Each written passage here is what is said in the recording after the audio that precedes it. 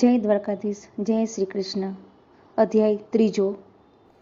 અર્જુન ઉવાચ જ્યાયસી ચેતકર્મણસ્તે માતા બુદ્ધિ જનાર્દન તત્કી કર્મણિ ઘોરે માં નિયોજસી કેશવ।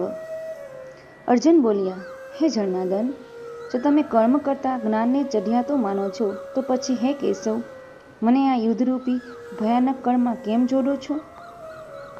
વ્યામિશ્રેણેવ વાક્યેન બુદ્ધિ મોહ્યસીવ મે તદેકવઃ નિશ્ચિત્ય યેન શ્રેયો હમાયુ પ્રયુયામ। તમે ભરતા જેવા વચનોથી મારી બુદ્ધિને જાણે ભરમાવી રહ્યા છો, તો એવી એક વાતને નિશ્ચિત કરીને કહો કે જેનાથી હું કલ્યાણ પામું। શ્રી ભગવાન ઉવાચ લોકેસ્મિ દ્વિવિધા નિષ્ઠા પુરા પ્રોક્તા મયા નધ જ્ઞાનયોગેન સાંખ્યાના કર્મયોગેન યોગીનામ। શ્રી ભગવાન બોલ્યા, હે નિષ્પાપ, આ લોકમાં બે પ્રકારની નિષ્ઠા મારા વડે પહેલાં કહેવાઈ ચૂકી છે। એમનામાંથી સાંખ્યયોગીઓની નિષ્ઠા જ્ઞાનયોગ દ્વારા અને યોગીઓની નિષ્ઠા કર્મયોગ દ્વારા થાય છે। ન કર્મણામનારમ ભુવનેશ્કર્મય પુરુષો શૃણુતે ન ચ સંન્યાસનાદેવ સિદ્ધિ સમગિચ્છતિ। માણસ ન તો કર્મનો આરંભ કર્યા વિના અર્થાત આચરણ કર્યા વિના નિષ્કર્મતાને એટલે કે યોગનિષ્ઠાને પામી શકે છે, કે ન તો કર્મોના કેવળ ત્યાગ માત્રથી સિદ્ધિ એટલે કે સાંખ્ય નિષ્ઠાને પામી શકે છે। નહીં કશ્ચિન શરણમતિ જાતુ તિષ્ઠ કૃત્ય કર્મકૃત કાર્યતે હવસઃ કર્મ સર્વ પ્રકૃતિ જેન ગુણેવ। ખરેખર કોઈ પણ માણસ કદીય ક્ષણ માત્ર પણ કર્મ વિના નથી રહેતો, કેમ કે આખાય મનુષ્ય સમુદાયને પ્રકૃતિજનિત ગુણો વડે પરવશ થઈને કર્મ તો કરવું જ પડે છે। કર્મેન્દ્રિયાણિ સંયમય યોયાસ્તે મનસાઃ સ્મરનઃ ઇન્દ્રિયાર્થા વિમૂઢાત્મા મિથ્યાચાર સ ઉચ્યતે। જે મૂઢ બુદ્ધિનો મનુષ્ય સઘળી ઇન્દ્રિયોને હઠપૂર્વક ઉપરથી રોકીને મનથી તે ઇન્દ્રિયોના વિષયોનું ચિંતન કરતો રહે છે, તે મિથ્યાચારી અર્થાત દંભી કહેવાય છે। યસ્તિત્વેન્દ્રિયાણિ મનસા નિયમ્ય ભતે જુનઃ કર્મેન્દ્રિયે કર્મયોગમસ્તક સ વિશિષ્યતે। પરંતુ હે અર્જુન, જે પુરુષ મન વડે ઇન્દ્રિયોને વશમાં કરી અનાસક્ત થઈને સઘળી ઇન્દ્રિયો દ્વારા કર્મયોગનું આચરણ કરે છે, તે યોગી શ્રેષ્ઠ છે। નિયત કરુ કર્મત્વ કર્મ જ્યાયો હયકર્મણ શરીર યાત્રાપી ચ તેનઃ પ્રસિદ્ધ્યે કર્મણઃ। આથી તું શાસ્ત્ર વિહિત સર્વધર્મરૂપી કર્તવ્ય કર્મ કર, કેમ કે કર્મ ન કરવા કરતાં કર્મ કરવું એ શ્રેષ્ઠ છે। તેમજ કર્મ ન કરવાથી તારો શરીર નિર્વાહ પણ સિદ્ધ નહીં થાય। યજ્ઞાર્થા કર્મણો નિયંત્ર લોકોયમ કર્મ બંધનમઃ તદર્થઃ કર્મ કૌન્તેય મુક્તસઃ સમાચર। યજ્ઞ નિમિત્તે કરવામાં આવતા કર્મો સિવાયના બીજા કર્મોમાં જોડાઈને જ આ મનુષ્ય સમુદાય કર્મોથી બંધાય છે। માટે હે અર્જુન, તું આસક્તિ વિનાનો થઈને તે યજ્ઞ નિમિત્તે જ સારી રીતે કર્તવ્ય કર્મ કર। સ યજ્ઞા પ્રજા સુષ્વા પુરોવાચ પ્રજાપતિઃ અનેન પ્રસવિષ્ય ધ્વમેશ વોસ્તિસ્વષ્ટ કામધુક। પ્રજાપતિ બ્રહ્માએ કલ્પના આદિમાં અર્થાત સૃષ્ટિના આરંભે યજ્ઞ સહિત પ્રજાઓને સર્જીને તે પ્રજાઓને કહ્યું કે તમે આ યજ્ઞ દ્વારા વૃદ્ધિ પામો અને આ યજ્ઞ તમને બધાને ઈચ્છિત ભોગો આપનારો થાવો। દેવાન ભાવયતાનેન તે દેવા ભાવયંતુ વઃ પરસ્પરમ ભાવયંતઃ શ્રેય પરમવાપસ્થ્ય। તમે બધા આ યજ્ઞ વડે દેવતાઓને ઉત્પન્ન કરો અને તે દેવતાઓ તમને બધાને ઉત્પન્ન કરે। આ પ્રમાણે નિસ્વાર્થ ભાવે એકબીજાને ઉન્નત કરતા રહીને તમે બધા પણ પરમ કલ્યાણને પામશો। ઇષ્ટાન ભોગાહિવ વો દેવા દાસ્યન્તે યજ્ઞભાવિતાઃ તેદેતાન પ્રદાયભ્યો યો ભતેઃ સ્તેન એવસ। યજ્ઞ વડે વૃદ્ધિ પામેલા દેવતાઓ તમને બધાને વણ માગે જ ઈચ્છિત ભોગો અવશ્ય આપતા રહેશે। આ રીતે તે દેવતાઓ દ્વારા અપાયેલા ભોગોને જે પુરુષ તે દેવતાઓને નહીં આપીને પોતે ભોગવે છે તે ચોર જ છે. યજ્ઞ શિષ્ટાસીન સંતો મુચ્યતે સર્વ કિલિંસે ભુગજતે તદ્વ પાપાય પંચંતકાત્મકારાત. યજ્ઞમાંથી વધેલા અન્નને આરોગનાર શ્રેષ્ઠ પુરુષો સર્વ પાપોથી મુક્ત થઈ જાય છે, અને જે પાપીઓ પોતાના શરીરના પોષણ માટે જ અન્ન રાંધે છે તેઓ તો પાપને જ ખાય છે.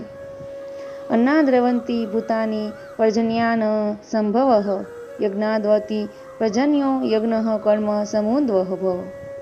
કર્મ બ્રહ્મોદ્વ વિધિ બ્રહ્માક્ષર રસમુદ્વવમ તસ્મા સ્વર્ગત બ્રહ્મ નિત્ય યજ્ઞે પ્રતિષ્ઠિતમ. સઘળા પ્રાણીઓ અન્નથી ઉત્પન્ન થાય છે, અને અન્નની ઉત્પત્તિ વરસાદથી થાય છે. વરસાદ યજ્ઞથી થાય છે, અને યજ્ઞ વિહિત કર્મોથી ઉત્પન્ન થનારો છે. કર્મ સમુદાયને તું વેદથી ઉદ્ભવેલા અને વેદને અવિનાશી પરમાત્મામાંથી ઉદ્ભવેલા જાણ. આથી સિદ્ધિ થાય છે કે સર્વવ્યાપી પરમ અક્ષર પરમાત્મા સદાય યજ્ઞમાં પ્રતિષ્ઠિત છે. એવં પ્રવર્તિત ચક્ર નાનુવર્ત્ય યહ આધાયુરીન્દ્રિયારામો મોઘ પાર્થ સ જીવતી. હે પાર્થ, જે મનુષ્ય આ લોકમાં આ પ્રમાણે પરંપરાથી પ્રચલિત સૃષ્ટિચક્રને નથી અનુસરતો, અર્થાત પોતાના કર્તવ્યનું પાલન નથી કરતો, તે ઇન્દ્રિયો વડે ભોગોમાં રમનારો પાપાયુ મનુષ્ય ફોગટ જ જીવે છે. અસત્યામાં તમર રતિવેવ સ્યાદાત્મ તુત સ્વ માનવ આત્મનેવ ચ સંતુષ્ટસ્તસ્ય કાર્ય ન વિધતે. પણ જે માણસ આત્મામાં જ રમનારો અને આત્મામાં જ તૃપ્ત તેમજ આત્મામાં જ સંતુષ્ટ હોય તેના માટે કશું કરવાનું બાકી નથી રહેતું. નૈવ તસ્ય કૃતેનાર્થો ના કૃતેનેહ કશ્ચન ન ચાસ્ય સર્વભૂતેષુ કિંચિદર્થ વ્યપાશ્રય. એ મહાપુરુષનું આ સંસારમાં ન તો કર્મ કરવાથી કશું પ્રયોજન રહે છે કે ન તો કર્મ ન કરવાથી કશું પ્રયોજન રહે છે. તેમજ સઘળા જીવો સાથે આ મહાપુરુષનો લેશ માત્ર પણ સ્વાર્થનો સંબંધ નથી રહેતો. તસ્માદ અસક્ત સતત કાર્ય કર્મ સમાચાર અસક્તો હયાચરણ કર્મ પરમાનપનોતિ પુરુષ. આથી તું નિરંતર અશક્તિ વિનાનો થઈ હંમેશા કર્તવ્ય કર્મોને સમ્યક રીતે કરતો રહે, કેમ કે આસક્તિ વિનાનો થઈને કર્મ કરતો માણસ પરમાત્માને જ પામે છે. કર્મણેવ હિ સંસિદ્ધિમાં સ્થિતા જનકાદય લોકસંગ્રહમેવાપી સંપસ્ય કર્તું મહર્ષિ. જનક વગેરે જ્ઞાનીજનો પણ આસક્તિ વિનાના કર્માચરણ દ્વારા જ પરમ સિદ્ધિને પામ્યા હતા. તેથી તથા લોક સંગ્રહને જોતા પણ તું કર્મ કરવાને જ યોગ્ય છે, અર્થાત તારા માટે કર્મ કરવું એ જ ઉચિત છે. યદાચરતી શ્રેષ્ઠસ્તન દેવેતરો જનઃ સ યત પ્રમાણ કુરુતે લોકસ્તદનુવર્તતે. શ્રેષ્ઠ પુરુષ જે આચરે છે અન્ય માણસો પણ તેને તે જ આચરે છે. તે જે કંઈ પ્રમાણે કરી આપે છે સકળ માનવ સમૂહ તે પ્રમાણે વર્તવા લાગે છે. નમે પાર્થાસ્તિ કર્તવ્ય ત્રિષુ લોકેષુ કિંચન નાન વાપ્યમ વાપત્વવ્ય વર્ત એવ ચ કર્મણિ. હે પાર્થ, મારે આ ત્રણેય લોકોમાં ન તો કશું કર્તવ્ય છે કે ન કશીએ પ્રાપ્ત કરવા જેવી વસ્તુ અપ્રાપ્ય છે, છતાંય હું કર્મમાં જ વર્તું છું. યદિ હ્યહમ ન વર્તય જાનું કર્મણ્ય તંદ્રિતઃ મમ વર્તમાનો વર્તતે મનુષ્યાઃ પાર્થઃ સર્વસઃ. કેમ કે હે પાર્થ, જો કદાચ હું સાવધાન થઈને કર્મોમાં ન વર્તું તો ભારે હાનિ થઈ જાય, કારણ કે માણસો બધી રીતે મારો જ માર્ગનું અનુસરણ કરે છે. ઉત્સિદે યુરી મે લોકાન કુર્યા કર્મ ચેદહમ સરસ ચકર્તા શ્યામ્યું પહ્યામીમાં પ્રજાહ. આથી જો હું કર્મ ન કરું તો આ બધા માણસો નષ્ટ ભ્રષ્ટ થઈ જાય અને હું સંકર્ણપણાનો કરનારો બનું તથા આ આખી પ્રજાને નષ્ટ કરનારો બનું. સક્તાહ કર્મણ્ય વિદ્રાસોત યથા કુર્વંતી ભારત કુર્યાન્નિદાસ્ત થાસત શ્રીકૃષ્ણ લોકસંગ્રહમ. માટે હે ભારત, કર્મમાં આસક્ત થયેલા અજ્ઞાનીજનો જે પ્રમાણે કર્મ કરે છે, આસક્તિ વિનાનો વિદ્વાન પણ લોક સંગ્રહની ઈચ્છા રાખતો તે જ પ્રમાણે કર્મ કરે છે. ન બુદ્ધિ ભેદ જન એ જ્ઞાના કર્મ સહની નામ જોશયેસ કર્માણી વિદ્વાન યુક્ત સમાચરણ.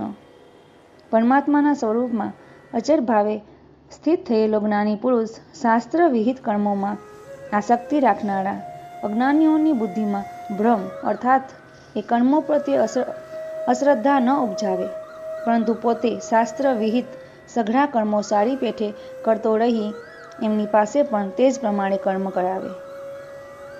પ્રકૃતે ક્રિયમાણીની ગુણેવ કર્માણી સર્વસઃ અહંકાર વિમૂઢાત્મા કર્તાહમિતિ મન્યતે. વાસ્તવમાં સઘળા કર્મો સર્વ પ્રકારે પ્રકૃતિના ગુણો વડે કરવામાં આવે છે, છતાં પણ અહંકાર દ્વારા મોહિત થયેલા અંતકરણનો અજ્ઞાની હું કરતા છું એમ માને છે. તત્વવિત્તુ મહાબાહુ ગુણ કર્મ વિભાગયો ગુણા ગુણેશુ વર્તતે ઇતિ મત્વાન સજતે. પણ હે મહાબાહો, ગુણ વિભાગ અને કર્મ વિભાગના તત્વને જાણનારા જ્ઞાની યોગીઓ સમસ્ત ગુણો જ ગુણોમાં વર્તી રહ્યા છે એમ સમજીને એમનામાં આસક્ત નથી થતો. પ્રકૃતે ગુણ સમૂઢા સજતે ગુણ કર્મસુ તાન કૃત્સ્ન વિદો મંદાકૃત્સ્ન વિનઃ વિચાલયતે. પ્રકૃતિના ગુણોથી અત્યંત મોહિત થયેલા મનુષ્યો ગુણોમાં અને કર્મોમાં આસક્ત રહે છે. એવા સંપૂર્ણપણે ન સમજનાર મંદબુદ્ધિના અજ્ઞાનીઓને સંપૂર્ણપણે જાણનારા જ્ઞાની વિચલિત ન કરે.